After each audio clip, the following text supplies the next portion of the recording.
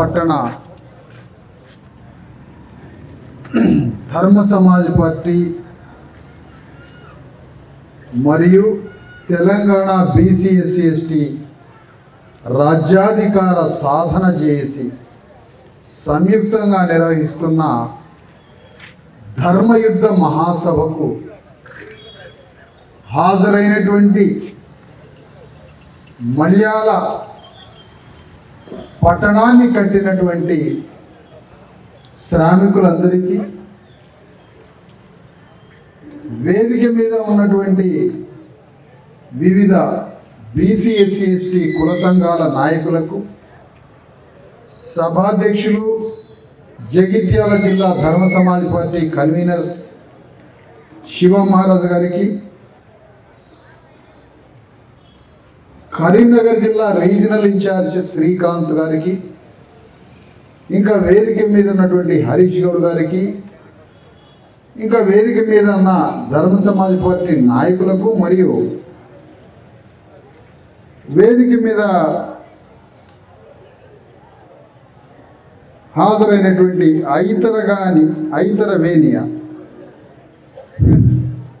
ఐతవేణి అట్లా ఆపనమ్మా, మీరేం సరి చేయకండి. హలో,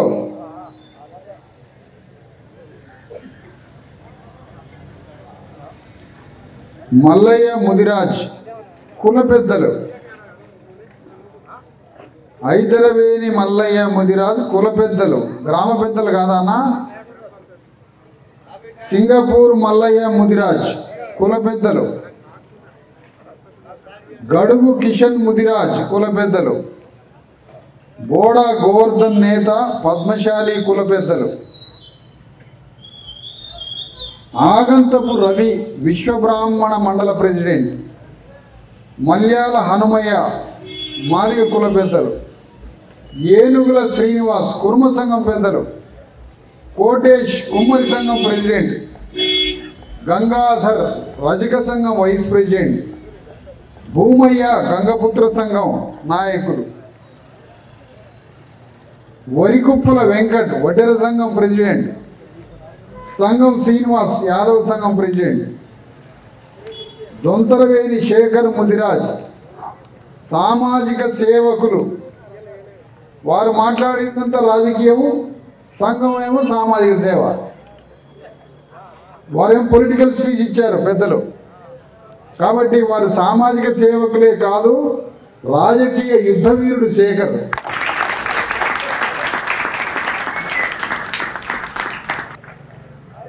మేక అంజయ్య ఆటో యూనియన్, గసికంటి ఉపేంద్ర మహారాజ్ జిల్లా నాయకులు, నరేష్ ఓంశ్రీ యూత్ ప్రెసిడెంట్, గుడిసె గణేష్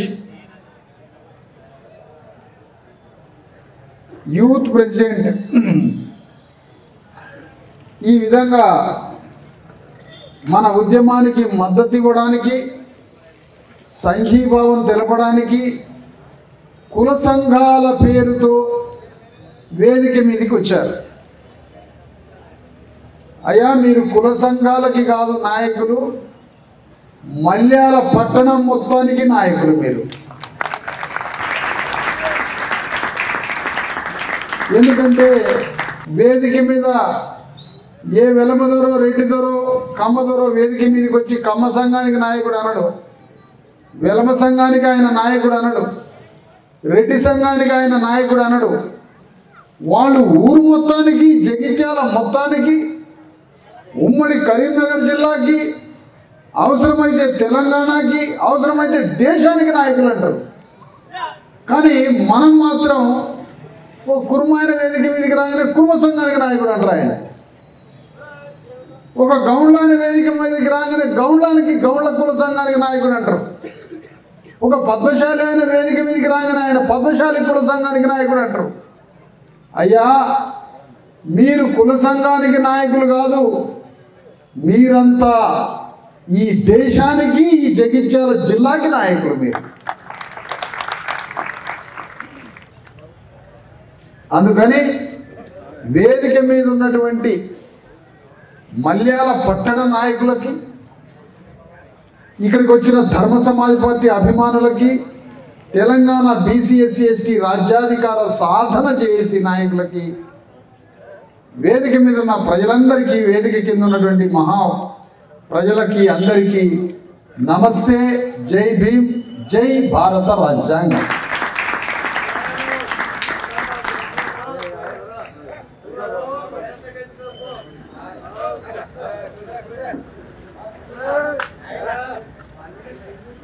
ఈ సభ దేనికి అంటే, ఈ సభ ప్రజల్లో ఉన్న దుఃఖాన్ని పోగొట్టడానికి ఈ సభ. మనం భూమి మీదకి వచ్చింది ఆనందంగా జీవించడానికి. ఆనందంగా జీవించడానికి వచ్చిన మనం భూమి మీద బతికినంత కాలం దుఃఖంతో బతుకుతున్నాం. మన నుండి దుఃఖాన్ని పారదోలాలి. భూమి మీదకి వచ్చిన ఒక జన్మతో ఈ భూమి మీదకి వచ్చిన మనం ఆనందంగా బతకాలి. మన ద్వారా పుట్టిన బిడ్డలు రాబోయే తరాలలో ఆనందంగా బతకడానికి దారి చూపడానికి మనందరం వచ్చాం తప్ప మనం దుఃఖపడడానికి రాలే. కానీ ఏ కుటుంబంలోనైనా, ఏ గడప దొక్కినా, ఎవరి దగ్గరికి పోయినా దుఃఖం దుఃఖం దుఃఖం, కష్టాలు, కన్నీళ్ళు, బాధలు, దుఃఖంతో బతుకుతున్నాం. గుండెల నిండా మనోవేదన పెట్టుకొని బతుకుతున్నాం. ఆ దుఃఖాన్ని బద్దలు కొట్టి, ఆ దుఃఖాన్ని, ఆ దరిద్రాన్ని బద్దలు కొట్టి మనం కూడా ఈ భూమి మీద ఆనందంగా బతకాలంటే ఏం చేయాలి? ఏం చేస్తే మనం సంతోషంతో, ఆత్మగౌరవంతో, ఆనందంతో బ్రతుకుతామో దానికోసమే ఈ పోరాటం. అందుకని తెలంగాణ గడ్డ మీద తీవ్ర దుఃఖంతో బతుకుతున్న 190% మంది బీసీ ఎస్సీ ఎస్టీ ప్రజలు, అణగారిన పీడిత ప్రజలు, వీళ్ళ కుటుంబాలలో, వీళ్ళలో ఉన్నటువంటి కన్నీళ్ళని, దుఃఖాన్ని పారదోలి ఈ కోట్ల మంది ప్రజల్లో ఆనందాన్ని నింపడానికి, సంతోషాన్ని నింపడానికి ఏం చేయాలి? దీని మీద మనం ఆలోచించాలి. ఆలోచించాలంటే మన బానిసత్వాన్ని వదులుకోవాలి. మనం జ్ఞానవంతులం కావాలి. మన బానిసత్వాన్ని వదులుకొని జ్ఞానంతో ఈ సమాజంలో మనకి పడ్డ మానసిక, శారీరక సంఖ్యలని బద్దలు కొట్టుకొని మనం ఈ భూమి మీద పౌరులం, మనకి సర్వ హక్కులున్నాయి, మనకి సమస్త హక్కులున్నాయి, మనం ఆనందంగా, సంతోషంగా, ఆత్మగౌరవంతో, మానవ హక్కులతో ఈ భూమి మీద ఉన్న సంపదలో సమానమైన వాటాని తీసుకునే హక్కు కలిగినటువంటి వాళ్ళం. కాబట్టి ఆ హక్కుని పొందడానికి, ఆ హక్కు కోసం పోరాడడానికి, ఆ హక్కులని పొంది ఆనందంగా ఈ భూమి మీద బతకడానికి ధర్మ సమాజ్ పార్టీ ధర్మ యుద్ధం చేయడానికే మల్యాల పట్టణంలోకి అడుగు పెట్టామని మీ అందరికీ తెలియజేస్తాను. ఎందుకు దుఃఖపడాలమ్మని? నువ్వు కన్నీళ్లు గారుస్తున్నావంటే నువ్వు బానిసవి అని అర్థం. నీవే కన్నీళ్లు గారిస్తే నువ్వు బిడ్డలు ఎందుకు అన్నావు తల్లి? మరి నేను ఒక తండ్రిని అడుగుతున్నా, నువ్వు తుండు కట్టుకొని కంటికి పెట్టుకొని కన్నీళ్లు గారుస్తున్నావంటే నువ్వు బిడ్డలు ఎందుకు అన్నావు? నువ్వే ఏడిస్తే నీ బిడ్డలకి నువ్వేం దారి చూపిస్తావు? ఏడవడానికి వీలు లేదు, కన్నీటికి స్థానం లేదు, దుఃఖానికి స్థానం లేదు. మనం ఆనందంగా జీవించడానికి భూమి మీద ఉండాలి. రాబోయే తరాలకి ఆనందకరమైన జీవితాన్ని ఇవ్వడానికి నువ్వు ఈ భూమి మీద ఉండాలి. దానికోసం మనకి ఏమున్నది ఈ భూమి మీద? మనమందరం ఆనందంగా బ్రతకడానికి ఈ భరత భూమి మీద మనకు ఉన్నటువంటిది ఏమిటి? మనందరం ఆనందంగా జీవించడానికి, మనకి జీవితాన్ని ప్రసాదించడానికి మనందరి చేతిలో ఉన్న ఒకే ఒక్క వాక్య గ్రంథం మనందరం సంతోషంగా, మానవ హక్కులతో, ఆత్మగౌరవంతో భూమి మీద సంపదలో సమాన వాటాని పొంది ఆనందంగా జీవించి మన కడుపులో పుట్టిన బిడ్డలకి, రాబోయే తరాలకు కూడా ఒక గొప్ప జీవితాన్ని ప్రసాదించే ఒకే ఒక్క ఆయుధం భారత రాజ్యాంగమే మన ఆయుధం, అది పట్టుకొని పోరాడాలి. అయ్యా, మీ అందరికీ ఒక ముఖ్యమైన విషయం చెప్తున్నా ఈ సందర్భంగా. మీరు ఎప్పుడు విన్నారో లేదో నాకు తెలియదు. తెలంగాణ దేశంలో స్వాతంత్రోద్యమం అందరికీ, భారత స్వాతంత్ర్యం అన్ని రాష్ట్రాలకి, దేశంలో అందరికీ స్వాతంత్రం వచ్చిందట. కానీ తెలంగాణ ప్రాంతానికి స్వాతంత్రం కొద్ది కాలం లేటుగా వచ్చిందట. అప్పటిదాకా నిజాం తెలంగాణని వదిలిపెట్టలేదు. నేను ఈ భారత యూనియన్లో నేను విలీనంగాను, ఈ తెలంగాణ గడ్డ నా చేతిలోనే ఉండాలి, ఈ దేశ స్వాతంత్రంలో అన్ని రాష్ట్రాలు పోయినా నేను మాత్రం పోను అని మన తెలంగాణ ప్రాంతానికి స్వాతంత్రం చాలా లేటుగా వచ్చిందట. అప్పటిదాకా తెలంగాణ నిజాం ప్రభు చేతిలోనే ఉందట. ఇది అందరికీ తెలిసిన విషయమే, పండితులకి పామరులకి తెలుసు. ఇది ఆగస్టు 15, 1947 స్వాతంత్రం ఈ దేశానికి వస్తే దేశంలో అందరికీ స్వాతంత్రం వచ్చిందట. కానీ తెలంగాణని పరిపాలిస్తున్న నిజాం ప్రభువు మాత్రం తన తెలంగాణ ప్రాంతాన్ని భారత యూనియన్లో కలపకుండా, మాకు స్వాతంత్రం లేదు, నా గడ్డ నా దేశం వేరే తెలంగాణ అని ఇది దేశంలో కలపకుండా చాలా లేటు చేసిండు మనకి స్వాతంత్రం రావడానికి. ఇది అందరికీ తెలిసిన విషయమే. దీనికి తోడు ఇంకొకటి ఉన్నది. జనవరి 26వ తారీఖున, అమ్మ జాగ్రత్తగా వినాలి, జ్ఞానం కోసం వినండి. మీకు సినిమాలు అర్థమైతే కానీ ఈ మాట అర్థం కాదు. ఇప్పటి వరకు తెలియకపోవచ్చు. దేశ స్వాతంత్రంలో తెలంగాణ గడ్డని కలపలేదు నిజాం ప్రభు, ఇది తెలిసిన విషయమే. కానీ భారతదేశానికి 1950 జనవరి 26వ తారీఖున గణతంత్ర దినోత్సవం అంటారు. అంటే భారత రాజ్యాంగం అమలు అయిన దినం. భారత రాజ్యాంగం అమలు కావడం అంటే అర్థం ఏంటంటే ప్రతి తలకి ఈ భూమి మీద సమాన వాటా ఉంది, ఈ భూ సంపదలో అందరికీ సమాన వాటా ఉంది. ఒక ఇంట్లో ఆస్తిలో ఆ కుటుంబ సభ్యులకి ఇంటి ఆస్తిలో సమాన వాటా ఎట్లా ఉంటుందో, ఈ దేశ ఆస్తిలో ఈ దేశంలో ఉన్న ప్రజలందరికీ కూడా అంతే ఆస్తి ఉంటుందని భారత రాజ్యాంగంలో రాయబడింది. ఆ రాజ్యాంగం 1950 జనవరి 26న అమలు అయినట్టుగా ప్రకటించింది ఈ దేశం. కానీ ఆనాడు దేశ స్వాతంత్రంలోకి తెలంగాణ కలవలేదన్న సంగతి తెలుసు. కానీ భారత రాజ్యాంగం అమలులో దేశంలో ఉన్న 6 లక్షల గ్రామాలు భారత రాజ్యాంగాన్ని అమలు చేయలే. గమనించిర్రా? ఈ మాట గమనించారా? స్వాతంత్రం వచ్చితే ఈ దేశానికి, ఈ దేశ స్వాతంత్రంలో నా గడ్డ తెలంగాణ కలవదన్నాడు మీర్ ఉస్మాన్ అలీ ఖాన్, తెలంగాణ నిజాం ప్రభు. కానీ భారత గణతంత్ర దినోత్సవం జరిగిన 50 జనవరి 26న భారత రాజ్యాంగం చెప్పినట్టుగా మేము వినమని 6 లక్షల గ్రామాల అగ్రకులాలు ప్రకటించినాయి. వాళ్ళు ప్రకటించారు కాబట్టే రాజ్యాంగం అమలు కాలేదు. రాజ్యాంగం అమలు కాలేదు కాబట్టే ఈ దేశంలో ఉన్న 90% మంది బీసీ ఎస్సీ ఎస్టీ ప్రజలు భూమి లేక, సంపద లేక, ఆరోగ్యం లేక, బిడ్డలకి చదువు లేక, పౌష్టికాహారం లేక, చేతి నిండా పని లేక, ఎవరికి భూమి లేక అందరం దుఃఖంలో మునిగి ఉండడానికి కారణం ఈ దేశంలో 6 లక్షల గ్రామాల్లో ఈ దేశాన్ని పరిపాలిస్తున్న అగ్రవర్ణాలు భారత రాజ్యాంగాన్ని అమలు చేయకుండా, రాజ్యాంగాన్ని తమ చెంతకు రానివ్వకుండా, రాజ్యాంగంలో చెప్పిన మాట వినకుండా ఈ సంపదని మనకి పంచలేదు. కాబట్టే ప్రతి ఇంట్లో దుఃఖం దుఃఖం దుఃఖం, కన్నీళ్ళే మిగిలి. ఈ దేశంలో ఈ దేశంలో ఒక ఇంటిలో హాస్పిటల్లో వైద్యం చేయించుకోలేక ఒక మనిషి చచ్చిపోయాడు.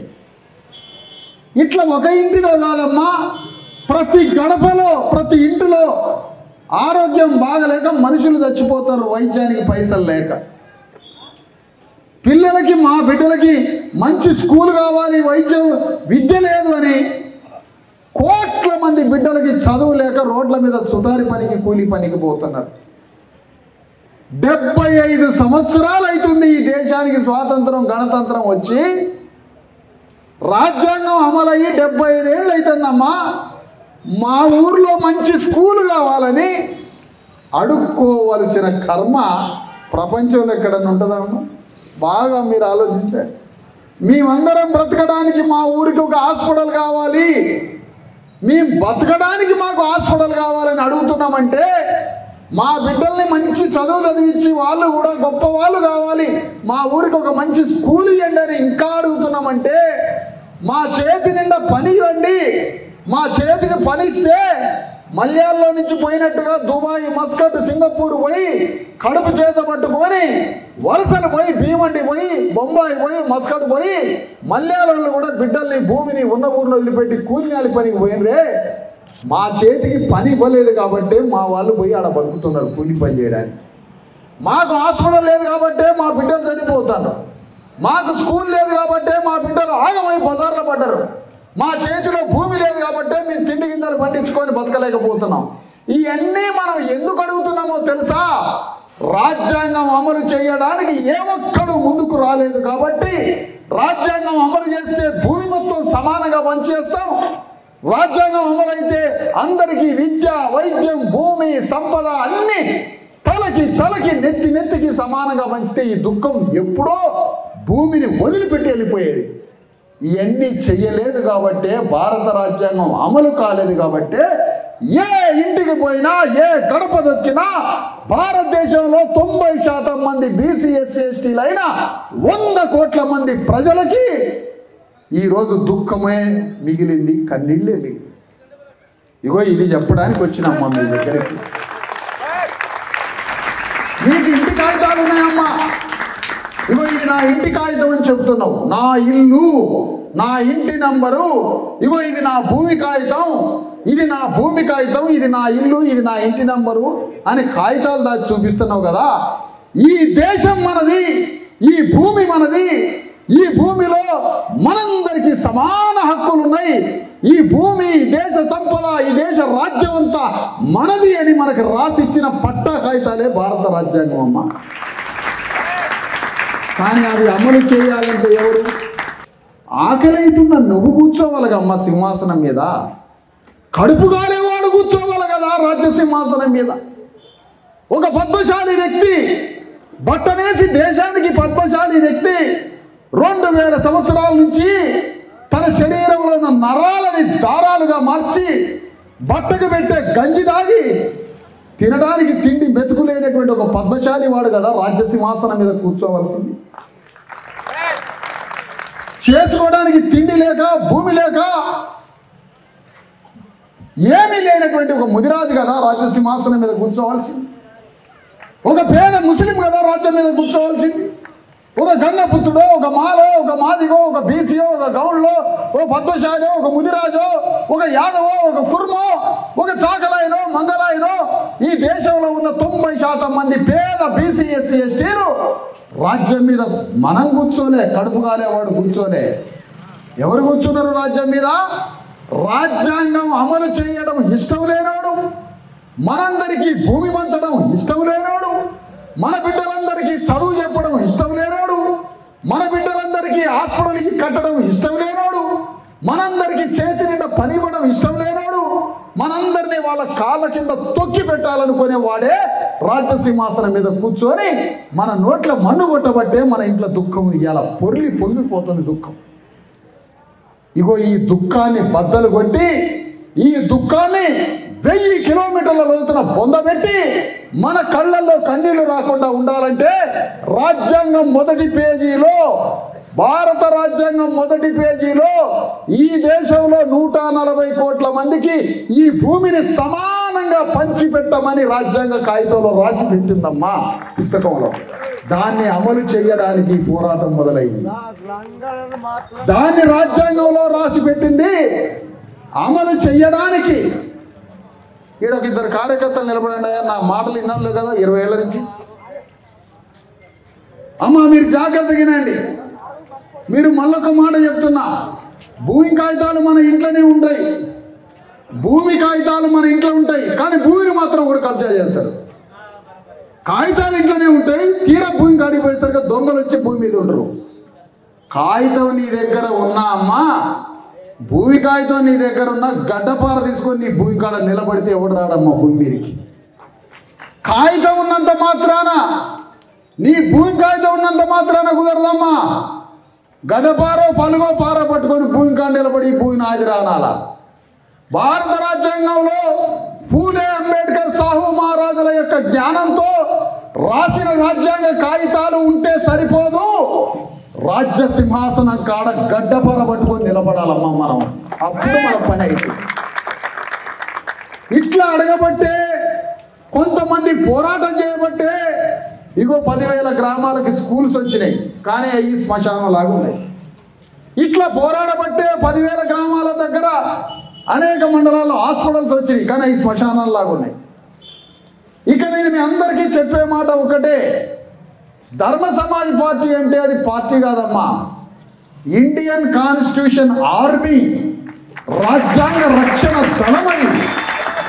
రాజ్యాంగాన్ని అమలు చేయడానికి ఇండియన్ కాన్స్టిట్యూషన్ ఆర్మీని ఈ దేశంలో స్థాపించాము. ధర్మ సమాజ్ పార్టీ అనే సాధనం ద్వారా రాజ్యాంగాన్ని అమలు చేయడం కోసం మాత్రమే ధర్మ సమాజ్ పార్టీని స్థాపించినాం. అది పార్టీ కాదు, రాజ్యాంగ రక్షణ దళం, ఇండియన్ కాన్స్టిట్యూషన్ ఆర్మీని స్థాపించాం. రాజ్యాంగం మీద ఈగ వాలితే ఎవరిని వదిలిపెట్టమని చెప్పడానికి స్థాపించాం. అందుకనే తల్లి నేను ఏమంటున్నానంటే, మీ అందరికీ ఇగో నీకు నీకు నీకు ఆధార్ కార్డు వచ్చిందమ్మా, నీ పేరు భారత ప్రభుత్వంలో రాసి పెట్టి ఉన్నది. నీ పేరు నీ పేరు నీ పేరు బ్రిడ్జి కింద, చెట్ల కింద, రోడ్ల మీద ఉన్న బిచ్చగాడి పేరు కూడా ఈ దేశంలో పౌరుడుగా రాసి పెట్టి ఉంది అంటే ఈ భూమి మీద నీకు వాటా ఉంది అని రాజ్యాంగం చెప్తుందమ్మా. ఇంతకన్నా ఏం కావాలి? కానీ నీకు రాజ్యాంగంలో వాటా ఉంది. నీకు ఈ భూమి మీద ఎకరమో 2 ఎకరాలో 3 ఎకరాలో 4 ఎకరాలో వాటా ఉంది. నీకు ఎదుటి మనిషి బలవంతంగా నిన్ను కొట్టడం కానీ, తిట్టడం కానీ, నిన్ను ఆక్రమించడం కానీ, నీ మీద అన్యాయం కానీ దాడి చేయకుండా ఒక మనిషికి స్వేచ్ఛ ఉంది ఈ భూమి మీద. ఇవన్నీ పుస్తకంలో రాసి పెట్టబడ్డాయి. ఆదేశిక సూత్రాల రూపంలో, మానవ హక్కుల రూపంలో, పౌర హక్కుల రూపంలో మొత్తం భారత రాజ్యాంగానికి కేంద్రం దేవుడు కాదు, దెయ్యం కాదు, సామాన్య మానవుడే రాజ్యాంగ యొక్క కేంద్రం. మానవుడే లక్ష్యంగా రాజ్యాంగం ప్రయాణం చేసిందమ్మ మన కోసం. అలాంటి వాక్యం ఎక్కడా లేదు. ఇంతకీ నేను మీకు చెప్పేది ఏంటంటే, భారత రాజ్యాంగం మనకు రాసిచ్చిన పట్టా కాగితాలు నీ పేరు నీ పేరు నీ పేరు నీ పేరు మనందరి పేర్లు భారత ప్రభుత్వంలో రాసి ఉన్నాయంటే ఈ భూమి మీద మనందరికీ సమాన వాటా ఉంది. నిన్ను బతికించాల్సిన ధర్మం రాజ్యం మీద ఉన్నది. నీకు వైద్యం అందించాల్సిన అవసరం, నీకు చదువు చెప్పాల్సిన అవసరం, నీ చేతి నిండా పని ఇవ్వాల్సిన అవసరం, నీకు 3 పూటల భోజనం పెట్టి, నీకు వైద్యం చేయించి, నీకు ఇల్లు ఇచ్చి, నీకు భూమి ఇచ్చి, చేతి నిండా పనిచ్చి, నీ గ్రామంలో హాస్పిటల్ కట్టించి, నీ బిడ్డలకి చదువు చెప్పి, నిన్ను సంపూర్ణమైన గౌరవంగా ఈ భూమి మీద నిన్ను బతికించాలి, జీవింపజేయాలి అని రాజ్యాంగంలో రాసి పెట్టి ఉన్నదమ్మా. అది అమలు చెయ్యమని ప్రధానమంత్రిని, ముఖ్యమంత్రిని గల్లా బట్టి నడి బజార్లోకి లాగే హక్కు ఉన్నదమ్మా నీకు. వినకపోతే ముఖ్యమంత్రినైనా ప్రధానమంత్రినైనా ఈడ్చుకొచ్చి కోర్టులో కట్టేయమని ఉందమ్మా రాజ్యాంగంలో. ఆ రాజ్యాంగ చైతన్యం మనకి కావాలి. మరి మనందరికీ రాజ్యాంగంలో మాకు వాటా ఉందని ఈ సోయి మనకి ఎందుకు రాకుండా ఉంది అంటే, మరి సింహాసనం మీద వాళ్ళు ఎందుకు కూర్చున్నారు అని అంటే, ఇంతకీ ఏం చేశారు? ఇంతకీ లాస్ట్కి అర్జెంటుగా ఒక ఎమ్మెల్యే కావాలా మన నియోజకవర్గానికి. అట్లా తెలంగాణలో 100 మంది ఎమ్మెల్యేలు అయితే ఒక ముఖ్యమంత్రి అవుతాడు. దేశంలో ఒక 500 మంది ఎంపీలు అయితే దేశానికి ప్రధానమంత్రి అవుతాడు. ఈ 500 మంది ఎంపీలు తెలంగాణలో ఉన్న 100 మంది ఎమ్మెల్యేల పని ఏంటో తెలుసా అమ్మా? ఈ భూమి మీద నీకు వాటా ఇయ్యరట. ఈ భూమి మీద నీకు వాటా ఇయ్యరట. నీకు ఏం వాటా రావాలన్నా ఆ వాటా ఇయ్యరట. ఈ భూమి మీద నీకు చదువుకునే హక్కుని, హాస్పిటల్ చేసుకునే, వైద్యం చేసుకునే హక్కుని, చేతి నిండా గౌరవప్రదమైన చేసుకునే పనిని, నీకు భూమిని, వైద్యాన్ని, విద్యని ఏమి ఇయ్యరట. మరి 500 మంది ఎంపీలు, ఈ 100 మంది ఎమ్మెల్యేలు ఏమిస్తారట? ఏమిస్తారో తెలుసా? ఎన్నికలు 3 రోజుల ముందు ఒక్కొక్క ఎమ్మెల్యే, ఒక్కొక్క ఎంపీ 100 కోట్ల రూపాయలు ఖర్చు పెట్టి మటను, చికెను, మందు, సారా పోసి నీ ఓటుని దొంగతనం చేసి వాళ్ళు ఎమ్మెల్యేలై, ముఖ్యమంత్రులై ఈ దేశాన్ని పెద్ద పెద్ద అగ్రకుల పారిశ్రామికవేత్తలకి ఈ భూమి మొత్తాన్ని అమ్మి పారేస్తారటమ్మా. ఈ భూమిని, ఈ రాజ్యాన్ని మొత్తాన్ని అమ్మి పారేస్తే వాడు 4 పైసలు మనకు పారేస్తే ఆ పైసలతోటి 4 రూపాయల పింఛన్లు, హాస్టళ్ళలో కానీ ముక్కిపోయిన బియ్యం, లేదంటే పెన్షన్లో ఇంకో దానికో 4 రూపాయల బిచ్చం మెతుకులు మన మీద ఇసిరి కొడతారట. కానీ వీటితో నీ దుఃఖం పోతుందా అని అడుగుతుంది. నీ దుఃఖం దీంతో పోదు. మరి ఎట్లా నీ దుఃఖం పోతుంది? మన దుఃఖం ఎట్లా పోతుంది నేను అడుగుతున్నామ్మా. అనేక మంది హాస్పిటల్స్లో వైద్యం లేక 70 ఏళ్ల స్వాతంత్ర భారతంలో దాదాపుగా కోట్ల మంది వైద్యం లేక చచ్చిపోయారు హాస్పిటల్లో. మనమంతా హాస్పిటల్ పోయి చావడమే. ఈ చావులకి కారణం ఎవరైనా అడుగుతున్నామ్మా నేను మిమ్మల్ని. ఇలాంటి చావులు వేరే దేశాల్లో లేవు, మన దేశంలోనే ఉంది. ఈ చావులకి కారకుడు ఎవరు?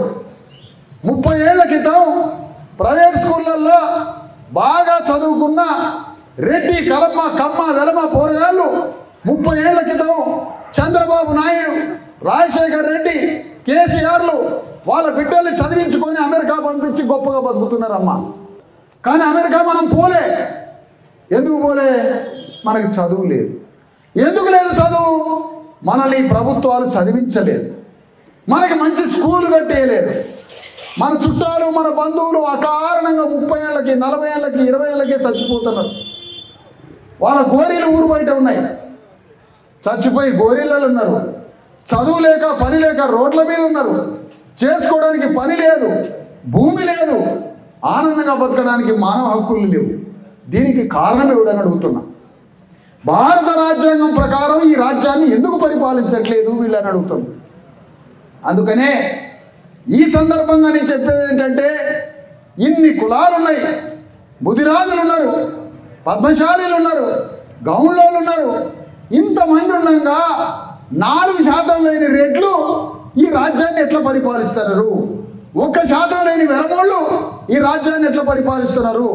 1/2% లేని కమ్మోళ్ళు ఈ రాజ్యాన్ని ఎట్లా పరిపాలిస్తారంటే, వేల కోట్ల రూపాయలు సంపాదించి పార్టీలు పెట్టి మనందరికీ మందు, సారా, చికెన్ కొట్టి ఓట్లని దొంగిలించి ఈ రాజ్యాన్ని పరిపాలిస్తున్నారు. అందుకని మనం చెప్పాల్సింది ఏంటంటే, మన ఓటు అంటే మన వాటా ఉంది ఇక్కడ భూమి మీద. నీకు ఓటు ఉంది అంటే నీకు వాటా ఉంది ఈ భూమి మీద. కానీ నీకు ఇచ్చిన ఓటుతో రాజ్యం తెచ్చుకోమని ఇగో రాజ్యాంగం రాసిన మహానుభావులు చెప్పారు. రాజ్యం తెచ్చుకో నీ ఓటుతో. నీ ఓటుతో రాజ్యం తెచ్చుకుంటే ఏమొస్తుంది?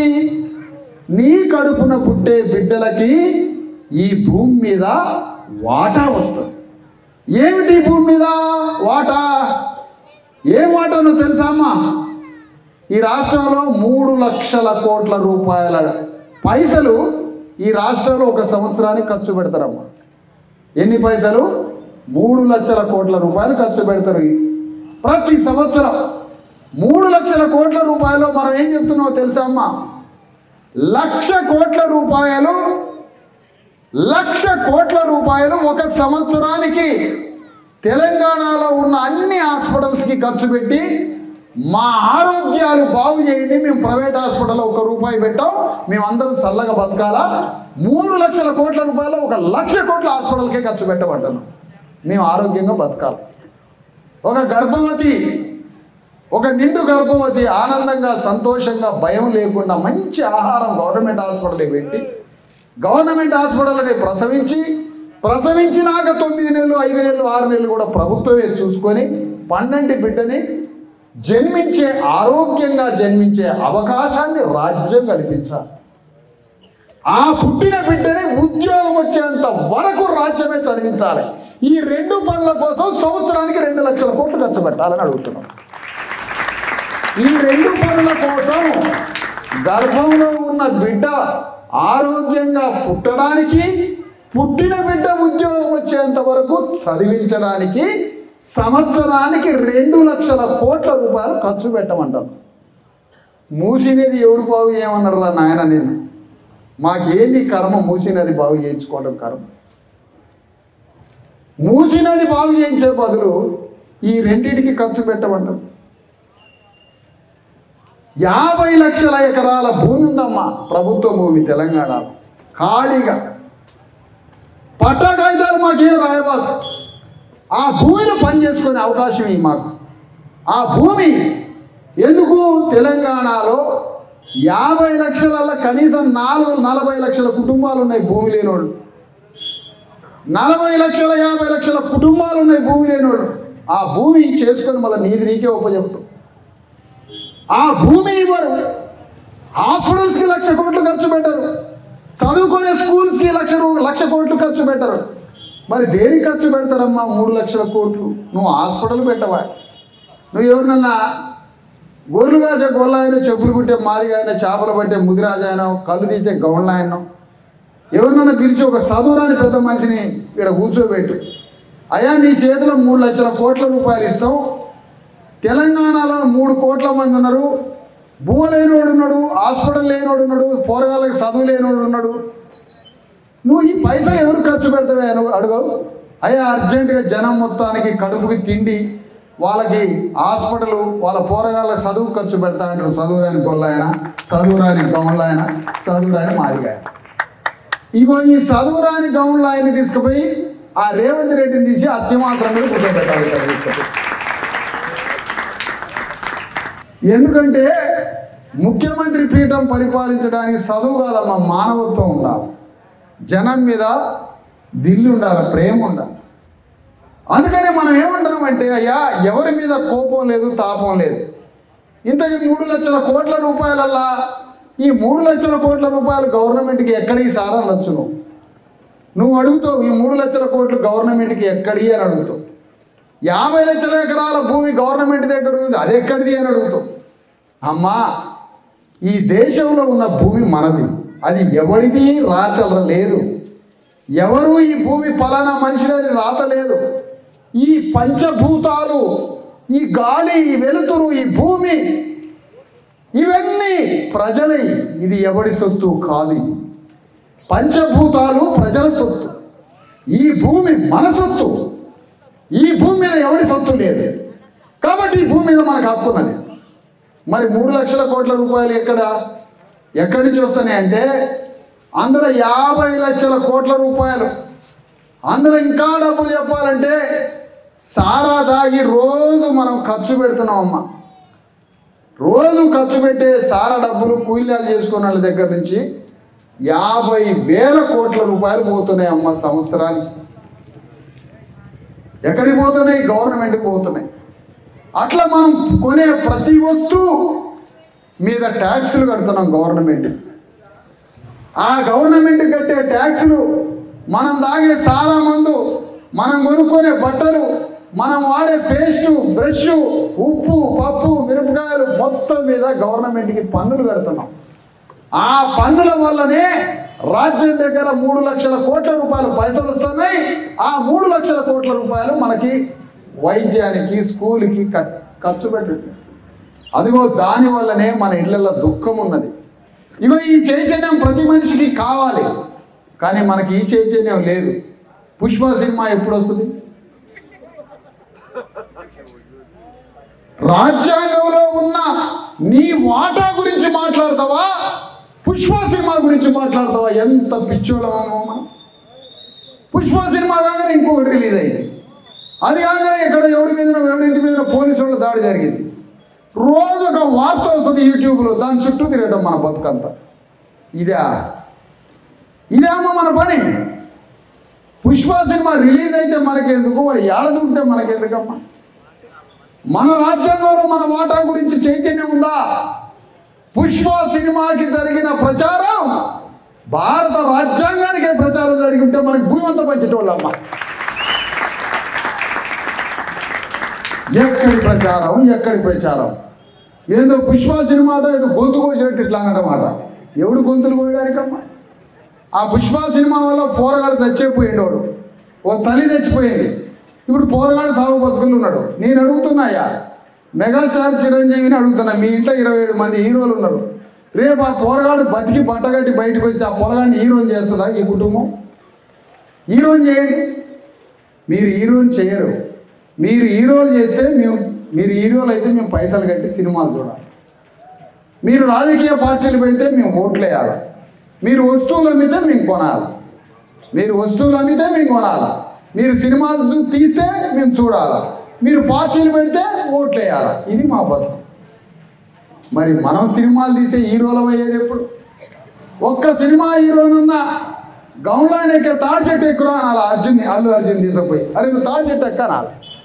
నువ్వు తాడి చెట్టే ఎక్కితే, అల్లు అర్జున్ తాడి చెట్టే ఎక్కితే 100 కోట్ల రూపాయల బహుమానం ఇస్తావా? అల్లు అర్జున్ తాడి చెట్టు ఎక్కితే వాడు జూనియర్ ఎన్టీఆర్ కానీ, అల్లు అర్జున్ కానీ, ఇంకెవరు ఇప్పుడున్న హీరోలు ఎవరైతే చిరంజీవి కొడుకులు ఉన్నారు కానీ, ఏ ఒక్క హీరో అయినా గౌన్లో ఎక్కే తాడి చెట్టు ఎక్కితే 100 కోట్ల రూపాయల బహుమానం ఇస్తాం. ఒక్కటి ఎక్కమని చూద్దాం. నీ వల్ల అయితా? చేపలు పట్టడానికి సముద్రంలో దిగుతాడు. పల్లెకారులు, గంగపుత్రులు, ముదిరాజులు చెరువులో దిగుతాడు. ఆ చెరువులో దిగి చేపలు పట్టే పని ఒక్క సినిమా హీరో అయినా చేయగలడా? 1 కోటి రూపాయల బహుమానం ఇద్దాం. మీరు హీరోలా? నిజంగా చెరువులో దిగే సీన్ వస్తే డూబులు పెడతారు దాంట్లో. వీడు ఒడ్డునే ఉంటాడమ్మా. వీడు ఒడ్డునే ఉండి డూబులు పెట్టి దూరంగా కెమెరా పెడతారు. మొన్న పుష్ప సినిమాలో పనిచేసే పుష్ప సినిమాలో ఆ సినిమా యూనిట్లో పనిచేసే ఒక పోరగాడు చెబుతాడు, వాళ్ళు భుజం మీద మూసే అయ్యేంది గంధపు దుంగలు, అయ్యేంది చెక్కలు ఉన్నాయి కమ్మా, అయ్యాట షూటింగ్ జరిగేటప్పుడు పెద్ద ఫ్యాన్ పెడితే ఆ ఫ్యాన్ గాలికి ఎగురుతున్నాయట. ధర్మకోల్ షీట్లు అట. ఉదయ ధర్మకోల్ షీట్లు ఉంటాయి కదా, ఆ ధర్మకోల్ షీట్ కాగితాలని పెద్ద పెద్ద గంధపు దుంగల్లాగా తయారు చేసి ఈ కుదవల మీద పెట్టి మోస్తుంటాడు మనోడు, మన అల్లు అర్జున్. అది ఫ్యాన్ గాలికి ఎగిరి గాలిలో ఎగిరిపోతున్నాయట. ఫ్యాన్కి ఎగురుతున్నాయట. ఇది వీళ్ళ బతుకమ్మ. వాళ్ళు కాదమ్మా హీరోలు. ఈ దేశంలో సినిమా వాళ్ళు కాదు హీరోలు, రాజకీయ నాయకులు కాదు హీరోలు, రేవంత్ రెడ్డి కాదు హీరో, మోడీ కాదు హీరో, అల్లు అర్జున్ కాదు హీరో. హీరో భారత రాజ్యాంగమే హీరో ఈ దేశానికి. మన ప్రజలు సామాన్యులమైనటువంటి మన ప్రజలం సామాన్యులం కాదు, మనమే ప్రభువులం. దేశాన్ని పరిపాలించే వాళ్ళం మనమే ప్రభువులం. భారత రాజ్యాంగం తన మొదటి పేజీ నుంచి చివరి పేజీ దాకా చెప్పింది దేవుడి గురించి చెప్పలే, భగవంతుడి గురించి చెప్పలే, 1,00,000 కోట్ల నోటు గురించి మాట్లాడలే. సామాన్య మానవుడే నా లక్ష్యం అని ప్రకటించింది భారత రాజ్యాంగం. దాని కేంద్ర బిందువు మానవుడే కేంద్ర బిందువు అమ్మ భారత రాజ్యాంగాన్ని. భారత రాజ్యాంగం అన్నం కాదు పెట్టింది, జీవితాన్ని ప్రసాదిస్తుంది మనిషి. భారత రాజ్యాంగము జీవితాన్ని ప్రసాదిస్తుంది. ఆ రాజ్యాంగం అమలు కాలేదు కాబట్టి ప్రతి ఇంట్లో దుఃఖము దుఃఖము దుఃఖము కన్నీళ్లు ఉన్నాయని 100 సార్లు కాదు 1 కోటి సార్లు నొక్కి చెబుతున్నా. నీ ఇంటికి హాస్పిటల్ లేక, నీ ఇంట్లో బిడ్డలకి చదువు లేక, నీకు భూమి లేక, చేతి నిండా పని లేక, నీకు ఉండడానికి ఇల్లు లేక, నీకు ఎవడో బలవంతుడు బలహీనుడిని చెరబట్టబట్టి నీ హక్కులు కోల్పోబట్టి నీకు దుఃఖం వస్తుంది. ఆ దుఃఖానికి కారణం రాజ్యాంగాన్ని అమలు చేయడం. ఈ భారతదేశంలో ఏ ఒక్క అగ్రవర్ణ వాడికి ఇష్టం లేదు కాబట్టే దుఃఖం మనకి, కన్నీరు మనకి, పన్నీరు వాడికి, నెత్తురు మనకి, అత్తరు వాడికి. ఇది మన బ్రతుకులు. కాబట్టి నీకు రాసిచ్చిన కాగితాలని అమలు చేయడానికి నువ్వెందుకు పని చేయట్లే? అందుకనే ప్రతి కుటుంబానికి ఒకళ్ళు బయటికి రావాలి. ప్రతి గడప దగ్గరికి నేను పోవాలనుకుంటున్నా. మొన్న వచ్చే నెల జనవరిలో మా భూమి పాదయాత్ర ఒక పార్టీ తరఫున చేయట్లేదమ్మా. అది మా భూమి పాదయాత్ర ప్రారంభం కాబోతుంది. ఆ పాదయాత్ర పేరు మా భూమి పాదయాత్ర. ఆ మా భూమి పాదయాత్ర ఎవరు చేస్తారంటే ధర్మ సమాజ్ పార్టీతో పాటుగా తెలంగాణ బీసీ ఎస్సీ ఎస్టీ రాజ్యాధికార సాధన సమితి, భూమి విద్య వైద్యం గృహం ఉపాధి సాధన కమిటీ, ఈ 2 కమిటీలు ధర్మ సమాజ్ పార్టీ 3 కలిసి మా భూమి పాదయాత్రని 17,000 కిలోమీటర్లు తెలంగాణ మొత్తం 3.5 సంవత్సరాల పాదయాత్ర ప్రారంభం కాబోతుంది ఆదిలాబాద్ జిల్లా నుండి. ఈ పాదయాత్ర లక్ష్యం ఏంటో తెలుసా తల్లి? మీరు ఏమన్నా అనుకోండి అమ్మా, ఈ పాదయాత్ర లక్ష్యం ఏంటంటే, అమ్మా నీకు భారత రాజ్యాంగంలో నీకు హక్కు రాసి పెట్టుంది, నువ్వు ఎందుకు మౌనంగా ఉంటున్నావు అమ్మా? టీవీ ముందు కూర్చొని సీరియల్ ఎందుకు చూస్తున్నావు అమ్మా? రాండి, బయటికి రాండి, ఇంట్లో నుంచి కాసేపు రోడ్డు మీదకి రాండి. ఈ పుష్ప సినిమాలు ఏంటి, ఈ పాడుబడ్డ రాజకీయాలు ఏంటి, ఈ హౌలా రాజకీయాలు, ఈ హౌలా సినిమాలు, పనికిరాని సీరియల్స్ ఏంటి? నీ దుఃఖం పోవడానికి, నీ కన్నీళ్లు పోవడానికి రాజ్యాంగం నీకు బ్రతుకునిచ్చింది, జీవితాన్ని ఇచ్చింది, భూమినిచ్చింది, చదువునిచ్చింది, హాస్పిటల్ ఇచ్చింది. అవన్నీ అమలు చేయడానికి కొంపని బద్దలు కొట్టుకొని బయటకు వచ్చి రాజ్యం మీద పోరాటానికి బయటికి రా. నీ కన్నీళ్ళు ఆగిపోతాయి, నీ దుఃఖం ఆగిపోయింది, భూమి మీదనే స్వర్గం నిర్మాణం అయింది, బయటకు వచ్చి పోరాడదాం రండి అని గడప గడపకి చెప్పడానికి పోతున్నమ్మా మా భూమి పాదయాత్ర కోసం. మా భూమి పాదయాత్ర కోసం యాడిగాడికి సచ్చుపడ్డట్టుగా తలకాయలు ఏలాడదీసి ఆనేమో రాజ్యాంగం అమలు కాక దుఃఖం మనకుంటే మనం చుట్టాలతోటి తమ్ముళ్ళతోటి అన్నదమ్ములతోటి మనకి మనం ఈర్చపడ్డాం. ఇక వీడు నా బాగోరలే, వీడు నా సాగు కోరిండని. అసలు నీ ఆస్తి మొత్తం రాజ్యాంగం ఉందిరా నాయన అంటే రాజ్యాంగం అమలు చేయకుండా అన్నదమ్ముల మీద ఈర్ష్యా దేశాలు, చుట్టాల మీద ఈర్ష్యా దేశాలు, ఫ్రెండ్స్ మధ్య ఈర్ష్యా, మనకెందుక ఈర్ష్యా దేశాలు? నీ ఆస్తి మొత్తం రాజ్యాంగంలో రాసింది వాణి గల్లాబట్టి బజార్లో గుంజి చల్ నా రాజ్యాంగం పట్టా కాగితాలు అమలు చేస్తావు, అమలు చేయని వాణి గుంజాలి. కానీ మనం ఈర్ష్యా దేశాలతో కొట్టుకొని సావబట్టే రాజ్యాంగం అమలు కావటం లేదు. ఇగో ఈ పని పట్టుకుందామంటారా? నేను నువ్వు ఏడన్నా పో, రోజు 8 గంటలు కూలీలు పని చేసుకొని పో, ఇంకో 8 గంటలు ఏదైనా సినిమాకు పో, 8 గంటల సినిమాకు పో. ఇప్పుడు ఎవరిదో 8 గంటల సినిమా వస్తుందా? ఆ సినిమాకు పో. కానీ రాజ్యాంగం అనే నీ పట్టా కాగితాలను అమలు చేయమని ప్రతిరోజు 1 గంట మాత్రం పోరాడకపోతే నీ కళ్ళ పట్టడానికి నేనే వస్తాను. నీ ఇంటికి కొట్టు మరి నువ్వు గల్ల పట్టాను అని నాకేం బాధ? నా వాడే కొట్టేది. పోలీస్ స్టేషన్లు పెట్టి నా గురించి రాజ్యాంగం అమలు చేయమని నాకు గల్లా పడతాడు సార్ అని ఎస్ఐ చెప్పు, నీ గల్లా పడతాడు ఎస్ఐ వచ్చి. అందుకని నేనేమంటున్నానంటే అయ్యా, మన దుఃఖానికి కారణం భారత రాజ్యాంగం అమలు కాకపోబట్టి. దానికోసం మనం పోరాడితే ఈ సంపద మనదైంది, ఈ ఆస్తి మనదైంది, ఈ రాజ్యం మనదైంది. బయట మొత్తం దోపిడీ జరుగుతుందమ్మా, ఆస్తి దోపిడీ జరుగుతుంది మొత్తం ప్రపంచం ముందు. దీని నుంచి మనం బయటపడాలని కోరుతా ఉన్నా. అందుకని జనవరి 26వ తారీఖున రాజ్యాంగం అమలైతే ఆ అమలైన రాజ్యాంగంలోకి ఏ ఒక్క ఊరు పోలే మేము రాజ్యాంగం అమలు చేయం. నువ్వెట్లా చెప్తున్నావు రాజ్యాంగాన్ని అమలు చేయమని అంటే? చూడండి అమ్మా, పార్లమెంటు వేదికగా కొన్ని పనులు కావాలా బీసీలకి. ఈ దేశంలో 60 కోట్ల మంది పైన బీసీలు ఉన్నారు, 70 కోట్ల మంది ఉన్నారమ్మా. 1,40,000 కోట్లు. ఓ మీకు ఈ లెక్కలు తెలియమేమో. పుష్ప సినిమా కలెక్షన్లు తెలుసు మీకు, పుష్ప సినిమా కలెక్షన్లు తెలుసు, కానీ ఈ దేశంలో మన ఆస్తి ఎంత ఉన్నదో లెక్కలు మాత్రం మనకు తెలియదమ్మా. ఇది మన దౌర్భాగ్యమైనటువంటి పరిస్థితి. నేనేమంటున్నానంటే ఈ దేశంలో అమ్మ 70 కోట్ల మంది బీసీలు ఉన్నారు. ఈ 70 కోట్ల మంది బీసీలకి పార్లమెంటు వేదిక మీద కొన్ని పనులు కావాలమ్మా. ప్రధానమైన పనులు పార్లమెంటు వేదిక మీద కావాలి. ఏం పనులు అయ్యి? చట్టసభలో రిజర్వేషన్లు కావాలా. ముదిరాజుకి ఒక అసెంబ్లీ రాసియాల, ఇక్కడ ముదిరాజులే పోటీ చేస్తారు, ఎవరు పోటీ చేయడానికి లేదు అని పార్లమెంట్ రాసియాలి. ఇక్కడ గౌన్లోనే పోటీ చేస్తారు, ఇక్కడ గొల్లోనే పోటీ చేస్తారు, ఇక్కడ పద్మశాలులే పోటీ చేస్తారు. అట్లా సమస్త బీసీ కులాలకి 540 పార్లమెంట్ స్థానాలు ఉంటే 240 పార్లమెంట్ స్థానాలు బీసీలకి రాయమని పార్లమెంటులో చట్టం రావాల బీసీల కోసం. దానికోసం యుద్ధం జరగాలమ్మా. ఎవరు మాట్లాడతాడు దాని గురించి? ఎవరన్నా మాట్లాడతారా? అది పార్లమెంట్లో చట్టం రాలేదు కాబట్టి దొరికిన కాలంలో రెడ్డి వచ్చి కడిచి పేసిపోతున్నాడు బస్సులు వేసినట్టు. ఇది నాదే, ఈ సీట్ నాదే అంటాడు ఆయన. పాపం ఉన్నది 4 కొంపలు, ఆయన రాజ్యం మాత్రం ఆయనకు కావాలట. ఉన్నది 4 కొంపలు, రాజ్యం కావాలట. మరి రాజ్యాంగం ఏం రాసిపెట్టింది? మనది రాజ్యం అని రాసిపెట్టింది. కానీ ఆయన నలుగురే, ఈయన నలుగురు, ఈయన రెడ్లు 40 మంది, మనం కోట్ల మంది. కానీ మనకి మాత్రం సీట్లు లేవు. ఇప్పుడు వీడికి రాగానే ముదిరాజులు ఆడ ఎదురయ్యారు. ముదిరాజులు పండగ సాయన వారసులు. పండగ సాయన ఆయన పండగ సాయన అయితే ఇప్పుడు వచ్చిన ముఖ్యమంత్రి ఇంటింటికి పండగ తీసుకొస్తారట. నువ్వు పండగ తీసుకురాకముందే పండగ సాయన 300 ఏళ్ల క్రితం పండగల కోసం యుద్ధం చేసిండు మనందరి కోసం. ఈ పండగ సాయన ఆనాడు యుద్ధం చేసిన ఈ ముదిరాజులు ఎదురుపడి చేసుకోవడానికి మాకు ఏమీ లేదు సార్. ఒక తోట లేదు, ఒక చెరువు లేదు, ఏమీ లేదు, మేము ఎట్లా బతకాలి అన్నారు.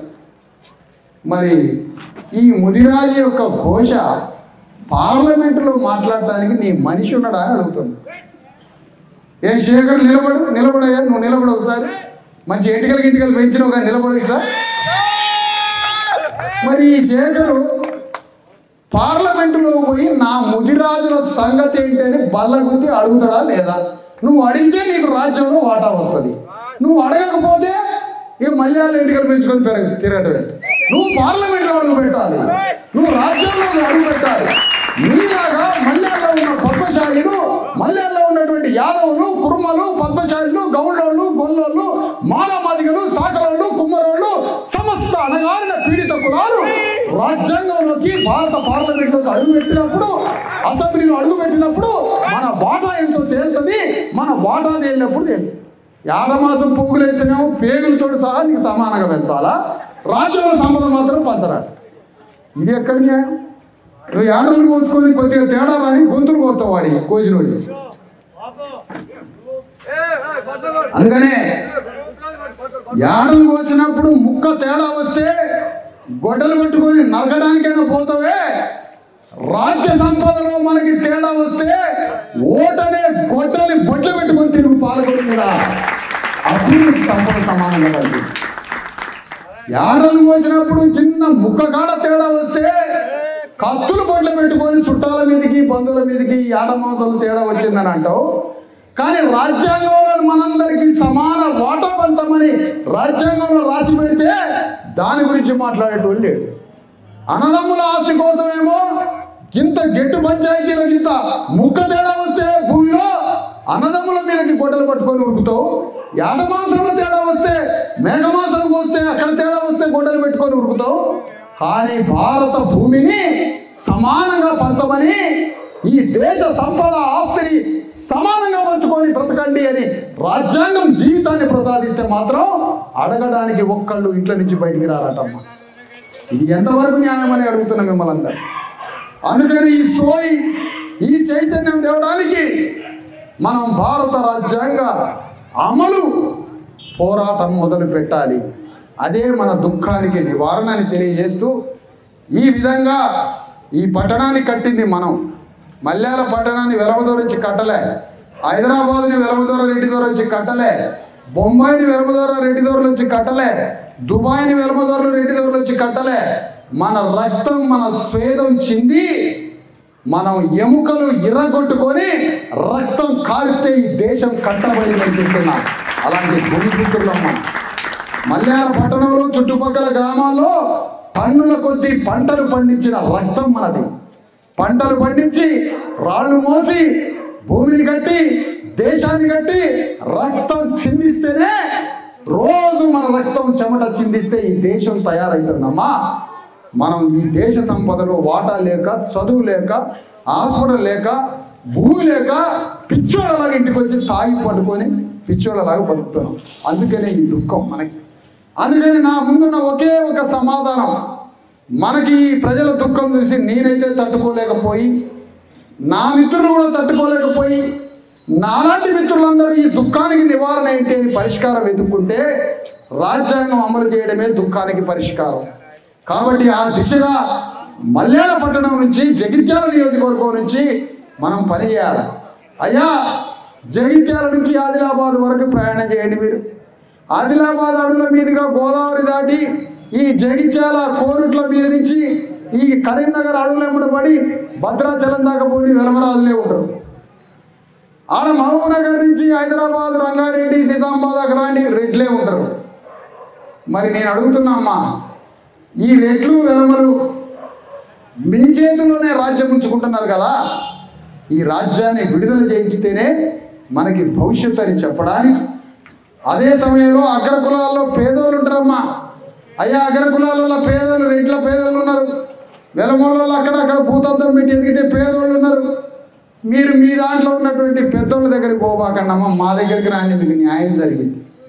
అందరం కలిసి పనిచేద్దాం, రాజ్యాంగాన్ని అమలు చేద్దాం. చివరిగా ఒక మాట ఏంటంటే, ఈ అడవులలో ఉన్న వెలమ దొరలు పెద్ద పెద్ద దొరలంతా రాజ్యాంగం రాకముందు మీరే గ్రామాలలో పెత్తనం, మీయే గడీలు, మీదే అధికారం, మీదే భూమి సంపద. ఈ వెలమ దొరలది రెడ్లది. రాజ్యాంగం అమలయ్యాక కూడా మీదే భూమి, మీదే పెత్తనం, మీయే గ్రామాలు. అవునా? మరి ఇప్పుడు రాజ్యాంగాన్ని అమలు చేసినట్ట అమలు కానట్ట? నువ్వు అమలు చేయడానికి ఇష్టపడలే. చట్టంలో ఫలానా గ్రామంలో బీసీ పోటీ చేయాలి, ఫలానా గ్రామంలో సర్పంచ్కి బీసీ ఏ గ్రూప్లో ఉన్న శాఖలైన పోటీ చేయాలి అని జ్యోతిరావు ఫూలే ఆలోచనని అంబేద్కర్ రాజ్యాంగంలో రాయబట్టి నా చాకలి సోదరుడు సర్పంచ్ అయ్యాడు. లేకపోతే ఈ రెడ్డి గర్భదోరులే సర్పంచ్లో ఎటువంటి ఇప్పటిదాకా. ఎంత అన్యాయం, ఎంత అన్యాయం! ఆ రాసిన కాగితాన్ని కూడా అమలు చేసుకోలేని దౌర్భాగ్యపు స్థితిలో మనం ఉన్నామమ్మా. అందుకనే చిన్న చిన్న వ్యాపారస్తులు ఉన్నారు, ఈ షాపులు పెట్టుకున్న వాళ్ళు. ఈ షాపులు పెట్టుకొని కోట్ల రూపాయలు ఇవి రావటంలే. ఆ గుమస్తాకి ఆ 10 రూపాయలు పోయి వాళ్ళకి లాస్ట్ 10-15 వేల రూపాయలు మిగిలిన సంతోషమైన నెలకి. అలాంటి చిన్న చిన్న వ్యాపారస్తులు, కూలీనాలు చేసుకునే వాళ్ళు, మధ్యతరగతి ప్రజలు, రోజు కష్టంతో నెత్తురు చిందించే బీసీ ఎస్సీ ఎస్టీలు ఈ దేశంలో 110 కోట్ల మంది, 120 కోట్ల మంది ఉన్నారు. ఆ 120 కోట్ల మంది దుఃఖాన్ని తరిమి కొట్టాలంటే ఈ దేశ అధికారం మన చేతికి రావాలి, తెలంగాణ రాజ్యం మన చేతికి రావాలి. ముఖ్యమంత్రి పీఠం నుంచి క్యాబినెట్ మంత్రులు, ఎమ్మెల్యేలు, ఎంపీలు, సమస్త రాజ్యం, ఐఏఎస్ ఆఫీసర్లు, సర్వ సంపదలో ఉన్నటువంటి అధికారులు, మంత్రులు మొత్తం అణగారిన వర్గాల చేతిలోకి పోయినప్పుడు ఈ రాజ్య సంపదల్ని పంచుకొని ఆనందంగా సంతోషంగా బతికి అదే దారిని మన కడుపున పుట్టిన బిడ్డలకు కూడా ఆ దారిని ఇస్తాం. ఆ విధంగా ఈ రాజ్యంలో మనందరం సంతోషంగా బతకడానికి అంబేద్కర్ రాసిచ్చిన భారత రాజ్యాంగాన్ని అమలు చేసుకునే పోరాటంలో మీరందరూ పాల్గొనాలని కోరుతూ, ఈరోజు పార్లమెంటులో నిన్న అవమానం జరిగింది భారత రాజ్యాంగానికి, రాజ్యాంగం రాసిన అంబేద్కర్కి. ఆ అంబేద్కర్ మాటని రాజ్యాంగంలో దేశాన్ని పరిపాలిస్తున్న పరిపాలకులు, అలాంటి పరిపాలకులు అంబేద్కర్ని అవమానకరంగా మాట్లాడారు. దాన్ని మనందరం ఖండించాలమ్మా. మనం ఖండించకపోతే రాజ్యాంగాన్ని, మన కోసం వచ్చిన మాతృదేవత అయిన రాజ్యాంగాన్ని అమలుకి వ్యతిరేకమైన వాళ్ళం అవుతాం మనం. అట్లా పార్లమెంటులో అంబేద్కర్ని అవమానించినటువంటి కేంద్ర మంత్రులు అమిత్ షా, దానికి మద్దతు ఇచ్చినటువంటి మోడీ, వీళ్ళ వ్యాఖ్యల్ని తీవ్రంగా మనం ఖండించి భారత రాజ్యాంగాన్ని, అంబేద్కర్ స్ఫూర్తిని బ్రతికించుకోవాలమ్మా. కులాలు కాదు ఇక్కడ, మన ప్రజల కోసం పోరాడిన యోధుల్ని మనం గౌరవించుకోవాలి మనం. లేదంటే మన బిడ్డలకి భవిష్యత్తుకి చాలా ప్రమాదకరం. ఆ విధంగా మనందరం భారత రాజ్యాంగాన్ని అమలు చేయించుకుందాం, మన ఇంటిలో ఉన్న దుఃఖాన్ని పారదోలుదాం, మనందంగా ఆనందంగా బతికి భవిష్యత్ తరాలకు కూడా ఒక మార్గాన్ని ఇవ్వాలని కోరుతూ, మనం భవిష్యత్తులో రాజ్యాధికారం కోసం యుద్ధం చేద్దాం. ఆ యుద్ధంలో మనందరం పాల్గొనాలని కోరుతూ మీ అందరికీ సెలవు చేస్తాం.